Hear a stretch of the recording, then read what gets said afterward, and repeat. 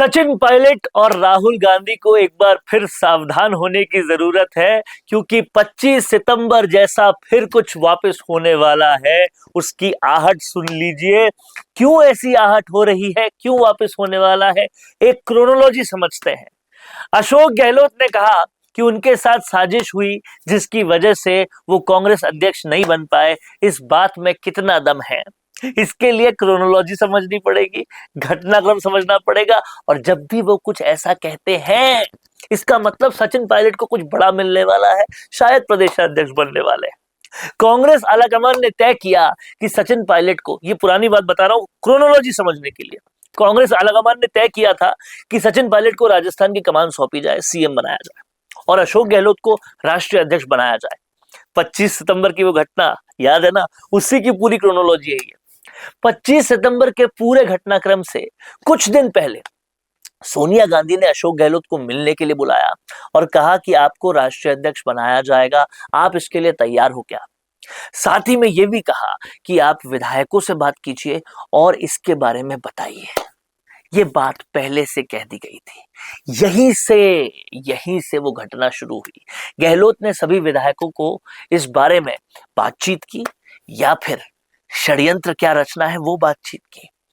कहीं ना कहीं यहीं से वो तार शुरू हुए। और अब क्रोनोलॉजी को समझिएगा। जब 25 सितंबर को आलाकमान के निर्देश पर खड़गे और माकन पर्यवेक्षक के रूप में विधायकों से बातचीत करने जयपुर पहुंचे थे, तो वो हुआ जिसकी किसी को उम्मीद नहीं थी और जो आलाकमान की सबसे बड़ी इंसल्ट थी, सबसे बुरी इंसल्ट थी, सबसे भयावह इंसल्ट थी। मुख्यमंत्री अशोक गहलोत के कांग्रेस राष्ट्रीय अध्यक्ष का चुनाव लड़ने की संभावना के बीच में उनके समर्थक करीब 92 विधायकों ने बगावत कर दी। इन विधायकों ने सचिन पायलट को मुख्यमंत्री बनाए जाने का विरोध करते हुए तत्कालीन विधानसभा अध्यक्ष डॉक्टर सीपी जोशी को अपने सामूहिक इस्तीफे सौंप दिए। सोनिया गांधी ने बात की, उसके बाद यह कांड हुआ और उसके बीच में सारा षड्यंत्र रचा गया। क्रोनोलॉजी समझ रहे हैं ना आप। आलाकमान के दूत निराश होकर दिल्ली लौट आए और इसकी पूरी रिपोर्ट सोनिया गांधी को दे दी। उस समय पूरी आलाकमान को और खासकर सोनिया गांधी को जो ठेस पहुंची होगी कि जिसको सबसे ज्यादा जिस पे भरोसा किया उसने क्या किया। इसके बाद अशोक गहलोत खुद सोनिया गांधी से मिले और माफी मांग ली। सब कुछ हो गया, कर दिया, उसके बाद माफी का ढोंग। साथ ही 25 सितंबर की घटना को आधार बनाकर खुद को कांग्रेस अध्यक्ष पद से चुनाव से अलग कर दिया, क्योंकि वो बनना चाहते ही नहीं थे, राजस्थान छोड़ना ही नहीं चाहते थे। सचिन पायलट का बुरा होना चाहिए, यही मकसद था। अब समझ नहीं आ रहा कि अशोक गहलोत ने आज ये बयान क्यों दिया। दरअसल समझ पूरी तरह से सबको आ रहा है, क्योंकि अब सचिन पायलट को प्रदेश अध्यक्ष बनाने वाले हैं। उनका जो षड्यंत्र उनके साथ हुआ था या सचिन पायलट के साथ षड्यंत्र हुआ था, अब ये बात आलाकमान पूरी तरह से जान चुका है, समझ चुका है। और आज जब इस बारे में बात कर रहे हैं तो इस क्रोनोलॉजी को आप समझ गए। अब फिर से माहौल बनाना शुरू हुआ है। 14 मिनट लंबे भाषण दिया है, वो भाषण बार बार नहीं सुनाऊंगा, आपने 1000 बार देख लिया होगा। और इसके बाद ये पक्की बात है कि आलाकमान सचिन पायलट को प्रदेशाध्यक्ष बनाने की सोच रही है, इसलिए ये माहौलबाजी वापस हो रही है। अगर अशोक गहलोत इतना ही पुराना कुछ याद करते हैं तो हम एक सवाल उनसे पूछते हैं, आप शांति धारीवाल को क्यों नहीं याद करते? वो शांति धारीवाल जो बार बार बयान बदलते हैं और कांग्रेस का सबसे ज्यादा नुकसान करते हैं।